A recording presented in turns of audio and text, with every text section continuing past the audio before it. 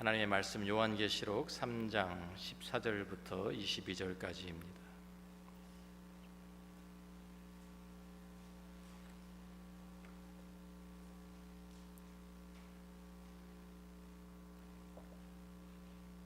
제가 읽습니다. 라오디게아 교회의 사자에게 편지하라. 아멘이시오 충성되고 참된 증인이시오 하나님의 창조의 근본이시니가 이르시되 내가 내 행위를 아노니 내가 차지도 아니하고 뜨겁지도 아니하도다. 내가 차든지 뜨겁든지 하기를 원하노라. 내가 이같이 미지근하여 뜨겁지도 아니하고 차지도 아니하니 내 입에서 너를 토하여 버리리라. 내가 말하기를 나는 부자라 부요하여 부족한 것이 없다 하나 내 곤고한 것과 가련한 것과 가난한 것과 눈먼 것과 벌거벗은 것을 알지 못하는도다. 내가 너를 권하노니 내게서 불로 연단한 금을 사서 부요하게 하고 흰옷을 사서 입어 벌거벗은 수치를 보이지 않게 하고 안약을 사서 눈에 발라 보게 하라. 무릇 내가 사랑하는 자를 책망하여 징계하노니 그러므로 내가 열심을 내라 회개하라. 볼지어다 내가 문 밖에 서서 두드리노니 누구든지 내 음성을 듣고 문을 열면 내가 그에게로 들어가 그와 더불어 먹고 그는 나와 더불어 먹으리라. 이기는 그에게는 내가 내 보좌에 함께 앉게 하여 주기를 내가 이기고 하나님 아버지 보좌에 함께 앉은 것과 같이 하리라. 귀 있는 자는 성령이 교회들에게 하시는 말씀을 들을지어다. 아멘. 오늘 말씀은 일곱 교회의 마지막 교회인 라오디게아 교회에 주시는 말씀입니다. 근데 제가 이 말씀 준비하다 보니까 말씀이 너무 길어져 가지고 그래서 둘로 나누었습니다. 그래서 오늘 14절부터 우리 16절까지 말씀을 함께 우리 나누고요. 다음 주에 또 17절부터 22절까지의 말씀을 계속 나누도록 그렇게 하겠습니다. 일곱 도시 중에 이 라오디게아에는 빌라델비아에서 동남쪽으로 약 40마일 정도 떨어진 그 상업도로가 교차되는 곳에 위치해 있었습니다. 이 라오디게아 옆에 두 개의 자매 도시가 있었는데요. 골로세라는 도시와 또 히에라볼리라는 이 도시가 라오디게아와 함께 이렇게 삼각형으로 이렇게 지역을 이제 함께 한 구역을 형성하고 있었습니다. 그래서 우리 신약 성경을 보면 골로새서에 특별히 이 라오디게아와 함께 히에라볼리 이름이 언급되어 있는 것을 우리가 찾아볼 수 있습니다. 골로새서 4장 13절 말씀을 보면 그가 너희와 라오디게아에 있는 자들과 히에라볼리에 있는 자들을 위하여 많이 수고하는 것을 내가 증언하노라. 그래서 에바브라라는 그 골로새 교회의 사역자에 대한 이야기를 하면서 그가 그냥 이 골로새 교회뿐만 아니라 히에라볼리에 있는 교회 또 라오디게아에 있는 교회 성도들을 위해서 많이 수고하고 있다, 사역을 하고 있다라는 것을 사도 바울이 증언하고 있습니다. 또 이 골로새 4장 16절에도 보면 이 편지를 너희에게서 읽은 후에 라오디게아인의 교회에서도 읽게 하고 또 라오디게아로부터 오는 편지를 너희도 읽으라 그랬어요. 그래서 사도 바울이 골로새서만 써서 보낸 것이 아니라 골로새 교회에도 편지를 보내고 또 라오디게아에도 편지를 보내는 것을 우리가 알 수가 있고요. 그런데 골로새서는 지금까지 우리에게 보존이 되어서 남아있지만 라오디게아의 교회에 보낸 편지는 잃어버려서 우리에게 더 이상 남아있지를 않습니다. 이 라오디게아 북쪽으로는 강이 하나 흐르고 있었어요. 그리고 남쪽으로는 8,000피트가 넘는 높은 산이 하나 있었습니다. 그래서 거기에 참 풀도 많고 나무도 많고 하니까 그곳에서 목양이 상당히 발달했습니다. 그래서 이곳에 나오는 까만 양털이 거기서 생산이 되었는데요. 질이 굉장히 우수해서 아주 널리 세계적으로 알려져 있는 그러한 양털이었습니다. 그래서 이 양털로 만든 옷이 이름이 특별하게 있었어요. 그래서 트레미타라고 하는 그러한 이름으로 불렸는데 이 옷이 너무나도 유명해져서 이 도시의 이름이 라오디게아가 아니라 별명이 붙어가지고 트레미타리아라는 별명으로 이 도시가 불려지기도 했습니다. 그러니까 그 당시만 해도요. 그 당시에 지금과 같이 우리가 여러분들 뭐 명품 좀 다 아시잖아요. 그래서 프라다 같은 이런 명품 같이 그때도 그런 명품들이 있었던 거예요. 그래서 사람들이 그 명품을 선호하고 그래서 살았던 것을 우리가 알 수 있습니다. 농업과 상업에게 발달을 하니까 자연히 돈이 많이 들어오게 되죠. 돈이 많이 도니까 이제 이 은행업이 또 함께 발달을 해서 이 라오디게아 유명한 것이 이제 세 가지가 있었는데 첫 번째가 양털 산업이었고요. 두 번째가 은행이었습니다. 그래서 로마 시대에 이르러서는 굉장히 막 돈이 너무 많아 주체할 수 없을 정도로 그렇게 부유한 도시가 되었습니다. 그래서 프리지아 이 지방, 또 우리가 부르기아라고 한국말로는 표현이 되는데 그 지방에서 가장 부유한 도시가 이 라오디게아 도시였습니다. 돈이 얼마나 많았는지 주 60년에 이 지진이 큰 지진이 나서 여기도 완전히 폭삭 주저앉았어요. 완전히 폐허가 다 도시가 완전히 다 이제 폐허가 돼서 무너졌는데 그렇게 되면은 보통은 황제가 또 나라에서 이렇게 이제 좀 지원금이 와가지고 다시 도시를 세워주고 이렇게 합니다. 그런데 이 도시는 돈이 많았기 때문에 외부의 도움이 전혀 없이 자체적으로 완전히 다 재건을 했어요. 그 정도로 돈이 많았던 도시입니다. 이 세 번째로 유명했던 것이 이곳에 유명한 의과대학이 있었어요. 의과대학이 있어서 보통은 동전을 만들면 동전에 황제의 얼굴과 이름을 새겨서 동전을 만들지 않습니까? 그런데 이 도시는요, 이곳 의사들이 얼마나 유명했는지 세계적으로 알려진 사람들이라 의사들의 이름을 동전에 새겨서 동전을 만들 정도로, 그래서 즈크시우스, 알렉산더 이런 이제 의사들의 이름, 유명한 의사들의 이름에 새겨진 동전들이 발견되고 있습니다. 그래서 이 라오디게아에서 발명된 귀에 바르는 연고, 또 눈에 넣는 안약 이런 것들은요 세계적으로 인정받고 모든 곳으로 수출되는 그러한 약품들이었습니다. 그러니까 얼마나 정말 풍족하고 부유한 도시였는지 모릅니다. 그래서 여러 가지 모든 조건이 다 갖추어진 좋은 그런 상황이었는데 딱 한 가지 취약점이 있었습니다. 그것이 무엇이냐면 마실 만한 좋은 물이 넉넉하지 않았다라는 것입니다. 그래서 물이 없으니까, 마실 물이 없으니까 이제 6마일이나 떨어진 곳에서 샘이 하나 있었는데 그 샘에서 나오는 물을 돈은 많으니까요 돌로 파이프를 만들어서 이렇게 수로를 만들어 가지고 6마일을 끌어왔어요. 그래가지고 그것으로 이제 마실 물을 해결했는데 이 샘도 그렇게 물이 많이 나오는 샘이 아니라 가뭄때가 되면 아주 메말라 버려 가지고 물 때문에 아주 큰 고통을 겪게 되는 그러한 도시가 또한 라오디게아의 사정이었습니다. 이러한 도시에 있는 라오디게아 교회에 주님께서 나타나셔서 말씀하십니다. 요한일서 3장 14절입니다. 라오디게아 교회 사자에게 편지하라. 아멘이시오 충성되고 참된 증인이시오 하나님의 창조의 근본이신 이가 이르시되. 자, 여기에 예수님을 이렇게 묘사하면서 아멘이시오라는 말을 썼어요. 근데 좀 이상하지 않습니까? 우리가 아멘은 이런 때 쓰지 않지요. 잘. 언제 우리가 아멘을 많이 씁니까? 기도하고 마칠 때 아멘 하고 기도하면 아멘 하면 자 기도 끝났구나. 애들이 그렇게 다 알죠.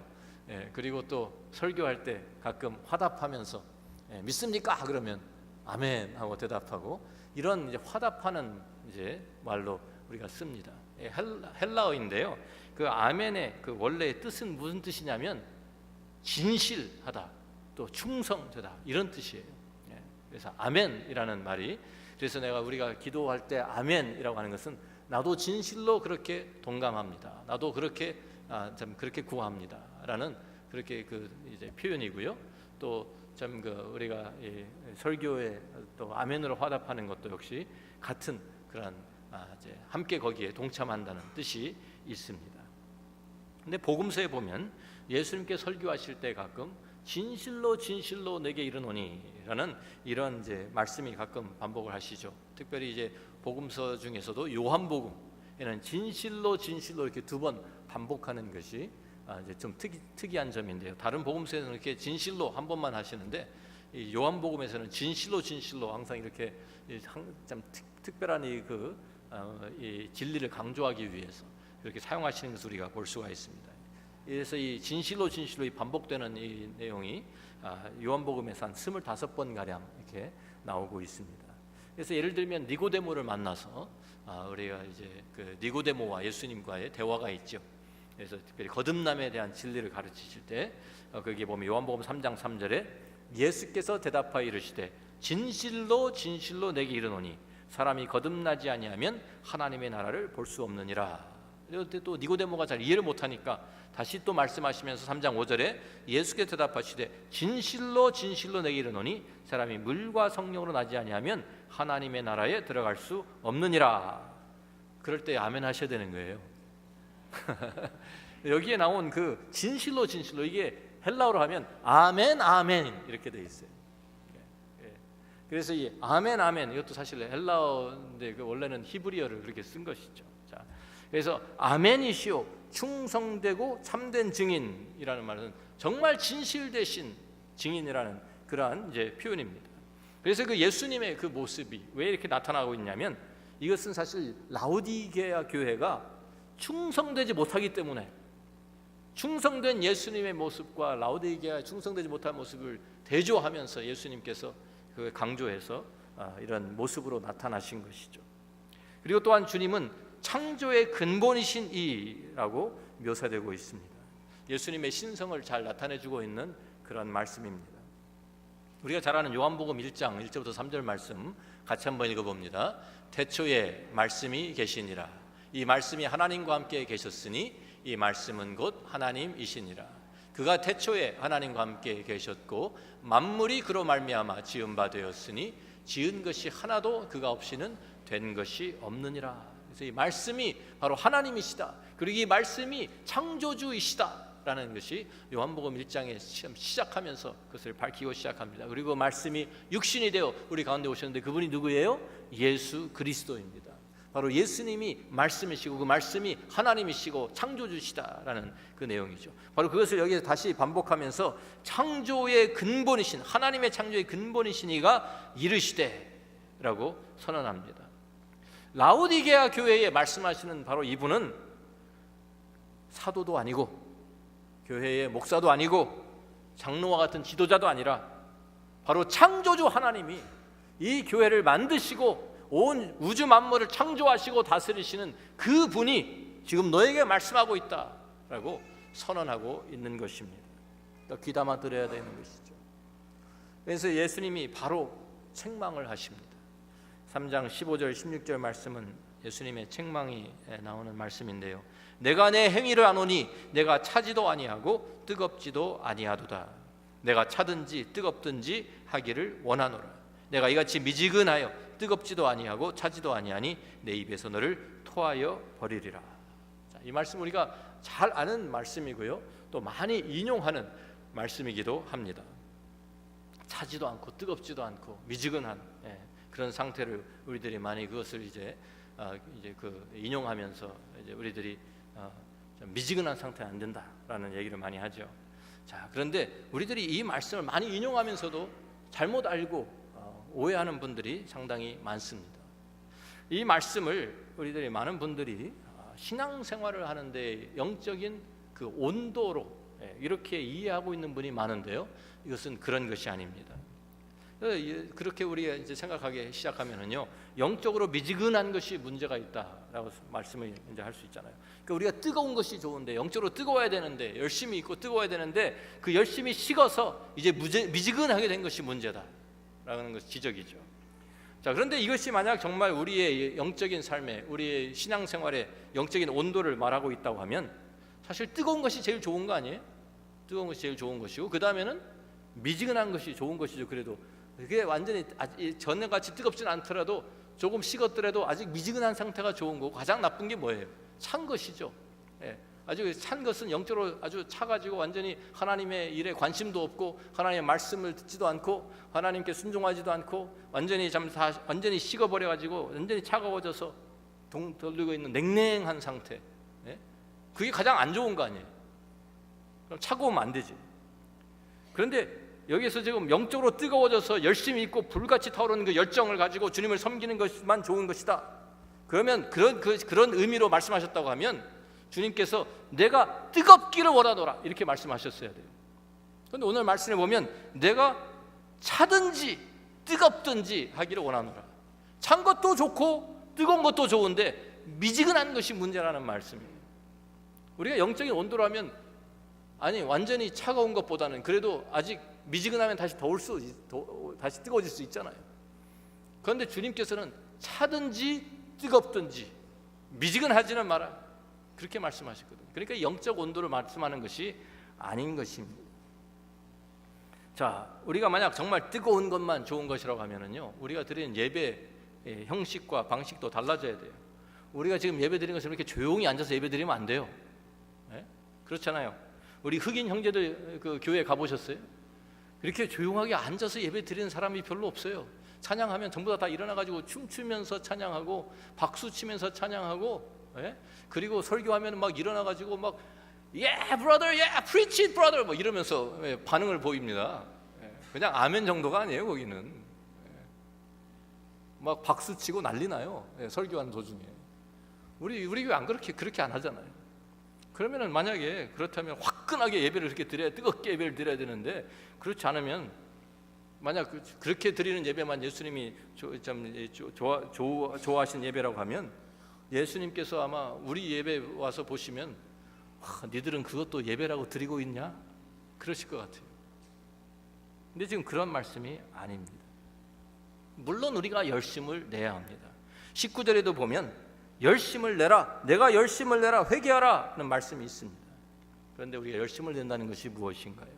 꼭 큰 소리로 기도하고 박수치면서 찬양하고 그러면서 막 춤추며 예배 드리는 것만 열심히 있는 것인가요? 생각해 봐야 합니다. 주님께서 큰 소리로 기도하는 것만 들어주십니까? 우리가 묵상으로 드리는 기도는 주님께서 받지 않으십니까? 받으시죠. 우리가 박수치면서 찬양하는 것만 주님께서 받아주십니까? 조용하게 잔잔하게 드리는 찬양은 주님께서 안 받으시나요? 그렇지 않습니다. 우리가 물론 큰 소리로 기도해야 될 때가 있습니다. 우리가 박수치면서 춤추면서 찬양해야 할 때가 분명히 있습니다. 그런데 문제는 이거예요. 그 자체가 열심은 아니라는 것입니다. 그 자체가 열심이 아니에요. 우리가 생각해 보십시오. 우리가 묵상기도 진정한 마음으로, 진심으로, 열심으로 드릴 수 있습니까? 없습니까? 드릴 수 있습니다. 우리가 잔잔하고 조용한 찬송, 우리가 정말 모든 마음을 다해서 진심으로, 열심으로 드릴 수 있습니까? 없습니까? 드릴 수 있습니다. 그래서 이 열심이란 말을 우리가 그런 외적인 그러한 현상으로만 보시면 안 돼요. 여기에 있는 열심이라는 말을 영어 성경에서 이것을 번역할 때는 earnest라는 말로 표현을 했습니다. 그러니까 간절하게라는 뜻입니다. 간절하게.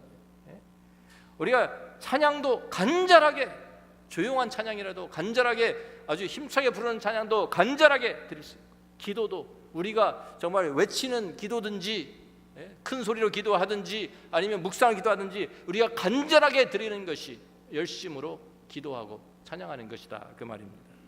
박수 치는 것이 나쁘다는 말이 절대로 아닙니다. 박수 칠 때는 쳐야 됩니다. 우리 교회는 너무 박수를 안 쳐요. 아멘 할 때는 해야 됩니다. 외쳐야 돼요. 우리 교회 너무 아멘이 없어요.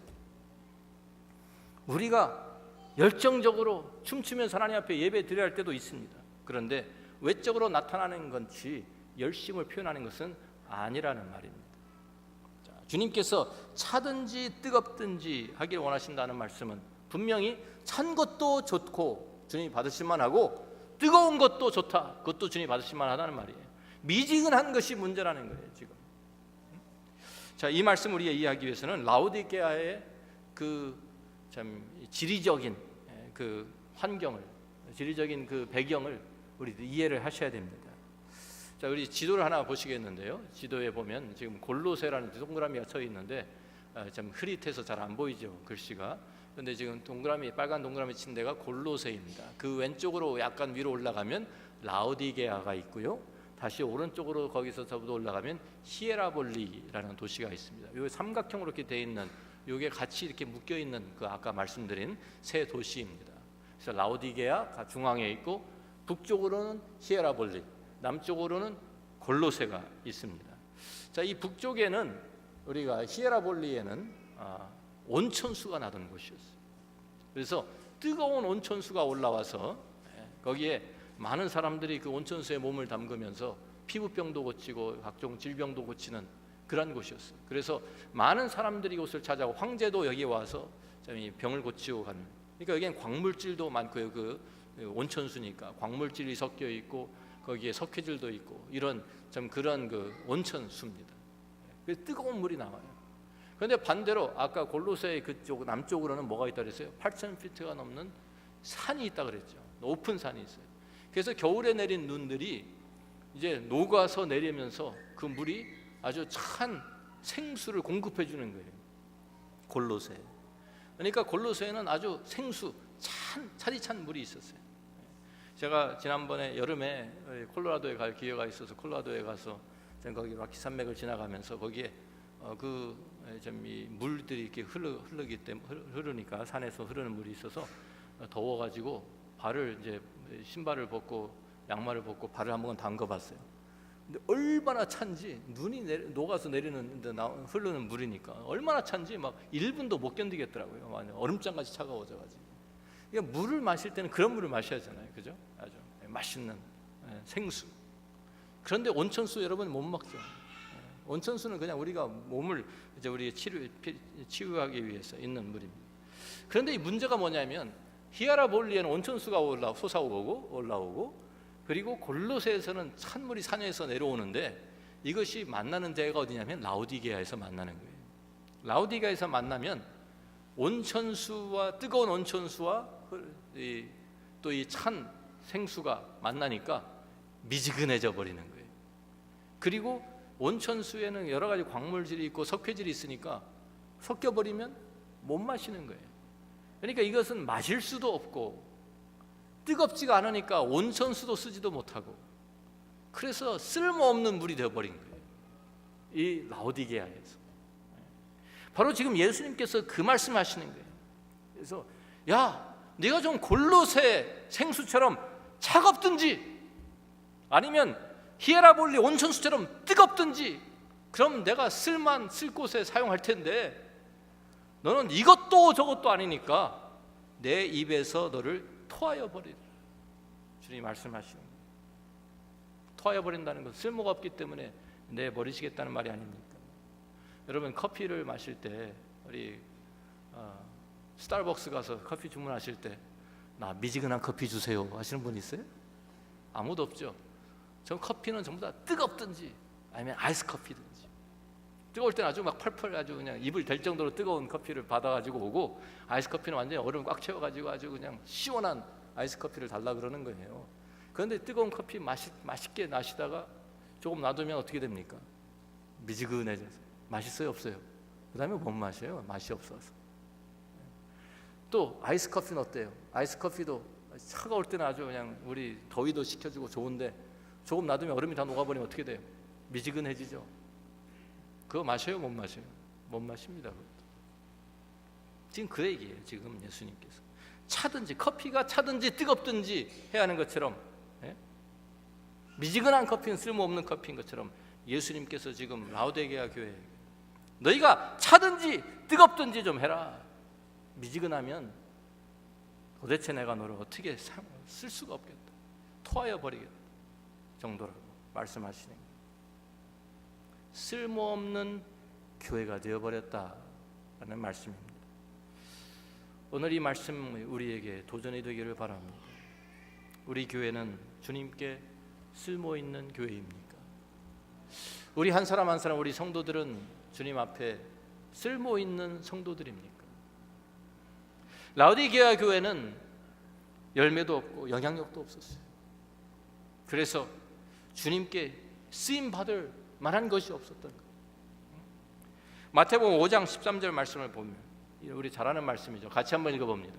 너희는 세상의 소금이니 소금이 만일 그 맛을 잃으면 무엇으로 짜게 하리요? 후에는 아무 쓸데없어 다만 밖에 버려져 사람에게 밟힐 뿐이니라. 저도 이 엔지니어링 공부를 했으니까요. 제가 처음에 이 말씀을 읽으면서 도대체 이해 안 갔어요. 어떻게 소금이 소금의 맛을 잃을 수가 있을까? 네? 우리가 아는 대로 소디움 클로라이드 화학 성분 두 개가 합해가지고 소금 맛이 나는 것인데 어떻게 그게 그 분리가 되기 전에야 어떻게 소금이 소금 맛을 잃지? 그런 생각 안 해보셨어요? 소금이 어떻게 맛을 잃어요? 우리가 맨날 쓰는 소금. 그런데 예수님께서 말씀하신 것은 그런 소금이 아니에요. 우리가 테이블 솔트를 말하는 게 아니고요. 예수님께서 말씀하신 것은 그 당시에 산에 가서 소금을 이제 파오는 건데요. 거기에는 여러 다른 광물질들이 많이 섞여 있어요. 그래가지고 그런 소금을 같이 쓴 거예요. 여러 가지 이제 다른 광물질이 섞여 있는 그런 소금을 쓴 거예요, 그 당시에. 그런데 혹시 물이 들어와가지고 비가 오든지 해서 물이 들어와서 그 소금이 물에 젖으면 어떻게 됩니까? 그 소금이 물에 녹아버리잖아요. 그래서 물에 녹아가지고 소금은 싹 빠지고 껍데기만 남은 거예요, 하얀 껍데기만. 그러니까 소금이 물에 젖으면 자 녹아서 없어지니까 껍데기만 남으니까 그것은 아무리 써봤자 소금 맛이 하나도 나지 않아요. 소금이 그 맛을 잃는 거예요. 그 소리예요. 껍질만 남았다는 거예요. 알맹이는 빠지고 우리 정말 크리스천의 엑기스는 빠지고 겉모습만 남은 그런 상태는 하나님께서 쓸모가 없는 거예요. 쓸모가 없으니까 밖에 버려져서 사람들에게 짓밟히고 세상에 짓밟히게 되는 것이다, 그 말씀입니다. 자, 우리가 7교회를 우리가 살펴보면 지난번에도 말씀드렸지만 예수님께 칭찬을 들은 교회들도 있고 책망을 들은 교회들도 있고 칭찬과 책망을 동시에 들은 교회들도 있습니다. 그런데 이 사대 교회와 라오디게아 교회 두 교회가 칭찬을 한마디도 못 듣고 책망만 들은 교회들입니다. 근데 재미있는 것은 지금까지도요, 다른 곳들의 도시들은 아직도 남아 있습니다. 그런데 특이하게 사대, 라오디게아 이 도시들이 없어졌어요. 그냥 그렇게 부유하고 번창하던 도시가 완전히 죽어버려서 지금은 폐허가 되고 지금은 사람이 살지 않는 그런 땅이 되어 버렸습니다. 지난번에도 말씀드렸지만 왜 그래요? 교회가 죽으니까 도시가 죽은 거예요. 교회가 죽어버리니까 도시가 죽어요. 교회가 살아야 도시도 살고 사회도 사는 것인데 교회가 먼저 영적으로 무너지고 교회가 영적으로 죽으니까 도시까지 영향을 받는 것이죠. 오늘 주님께 앞에서 저희들이 다시 한번 우리 자신을 돌아보기를 원합니다. 우리 교회를 한번 점검하기를 원합니다. 우리 교회는 주님께 쓸모 있는 교회입니까? 라오디게아 교회 같이 이렇게 쓸모없는 교회입니까? 아니 나는 주님 앞에 쓸모 있는 성도입니까? 주님께서 나를 어떻게 어디에다 사용하실 것인가 한번 생각해 보십시오. 주님께서 우리에게 은사도 주시고 재능도 주시고 시간도 주시고 물질도 주시고 여러 가지 우리 자원을 우리에게 허락해 주셨는데 그것을 통해서 주님께서 나를 어떻게 사용하실 것인가. 고린도전서 12장 12절 말씀을 보면 몸에 대한 내용이 나오죠. 같이 읽어봅니다. 몸은 하나인데 많은 지체가 있고 몸의 지체가 많으나 한 몸인과 같이 그리스도도 그러하니라. 예수님을 머리로 우리 교회는 몸으로 예수 그리스도의 몸으로 그래서 우리가 한 몸이 되었다. 그래서 이 몸에는 지체가 많아요. 지체마다 각각 기능을 가지고 있습니다. 하나님께서 몸에 그 지체에 주신 기능이 나는 지금 어디에 어느 위치에서 어떻게 섬기고 있는지 한번 생각해 보십시오. 이 교회 안에서 나의 기능이 무엇입니까? 여러분 정말 여러분 하나님 앞에 주님 앞에 쓰임 받기를 원하세요? 쓰임 받고 싶으세요? 그런데 많은 분들이 나 쓰임 받고 싶은데 어떻게 쓰이는지 모르겠어요. 그런 분들이 예상외로 많습니다. 그런데 제가 아주 간단한 방법 알려드릴게요. 내가 필요로 하는 곳에 가시면 돼요. 그럼 쓰임 받아요. 항상 우리가 내가 필요 없는 데 가가지고 얼쩡얼쩡거리고 있으니까 쓰임 못 받는 거예요. 내가 필요한 곳에 가면 쓰임 받아요. 그렇지 않습니까? 우리 교회도 지금 보면은요, 우리가 필요한 사람 많다고 필요한 곳이 많다고 봉사자 모집하는 광고가 지금 한 달째 나가고 있는 것이 많습니다. 우리 주일학교 교사 찾는다고 한 달이 넘었어요. 우리 액티비티 룸에 교사 찾는다고 발렌티어 찾는다고. 그런데 필요를 하잖아요. 찾아오면 얼마나 귀하게 쓰임 받을까요? 그런데 아무도 지금 발렌티어를 안 해요. 청년부 캠퍼스 셔틀 버스 운전 봉사 필요하다고 지금 우리 이것도 거의 한 달 지금 광고가 나가고 있습니다. 그런데 아무도 자원하는 사람이 없어. 찾아야 돼요. 내가 필요한 곳이 어디인지. 바로 그곳이 내가 있어야 할 곳입니다. 나를 필요로 하는 곳. 나에게 하나님께서 은사를 주셨고 시간을 주셨고 능력을 주셨으면 그것을 어떻게 쓸 것인지, 나를 필요로 하는 곳이 어디인지 찾아보는 거예요. 뉴스그룹 윈터 리트리트 이번에 교사 모집한다는 거 새로 나왔습니다. 여러분들이 하나님 앞에서 기도하시면서 내가 감당할 수 있는 것이면 내가 필요한 곳에 내가 그곳을 찾아가는 거예요. 그게 쓰임받는 비결이에요. 우리 교회는 내가 쓰임받는 곳이 없다. 그럼 밖으로 나가세요. 밖에. 우리 보면 이번에 멕시코 노갈레스 고아원 1일 선교를 가는데, 이 11월 18일까지가 이제 크리스마스 때 가는 것이지만 미리 우리가 신청 마감을 합니다. 같이 기도하면서 준비하기 위해서. 노갈레스 고아원 가면 다 필요해요. 여기서는 내가 아무리 봐도 나가 필요한 곳이 없어. 그러지 마시고 노갈레스에 가시는 거예요. 거긴 나를 필요로 하니까. 거기 가면은 나의 사랑, 나를 통해서 사랑과 관심과 돌봄이 필요한 영혼들이 있으니까. 멕시코 라키 포인트도 가시고, 우리 툴산에도 가시고, 노숙자들 사역에도 가시고 참여하시고, 드림센터에도 피닉스 안에 가시고, 나를 필요로 하는 곳에 가면 내가 계속 여기에서는 내가 쓰임 받을 수가 없다. 그러면 밖으로 나가시면 되죠. 하나님께 쓰임 받는다는 것은 그런 것입니다. 우리가 멕시코에만 가도 나는 지금 아무것도 할 수 없었는데 멕시코만 가보세요. 얼마나 불쌍한 영혼들이 많은지. 하나님의 사랑과 하나님의 사랑에 참 또 그 통로, 축복의 통로를 기다리고 있는 사람들이 얼마나 많은지. 우리들이 우리의 눈을 열고 둘러보시면 나를 사용하기를 원하시는 하나님의 비전을 여러분이 볼 수 있을 것입니다. 우리들이 나도 필요 없는데 그냥 가서 얼쩡거리면서 다른 사람들 어렵게 만들고 사역 힘들게 만들지 말고, 짐이 되고 부담되지 마시고 나를 필요로 하는 곳에 찾아가시라는 말이에요. 오늘 주님 앞에 우리들이, 주님, 제가 쓰임받을 곳이 어디입니까? 내가 여기 있습니다. 나를 사용하여 주옵소서. 함께 헌신하고 함께 기도하는 우리 모두가 되기를 주의 이름으로 축원합니다. 기도하겠습니다.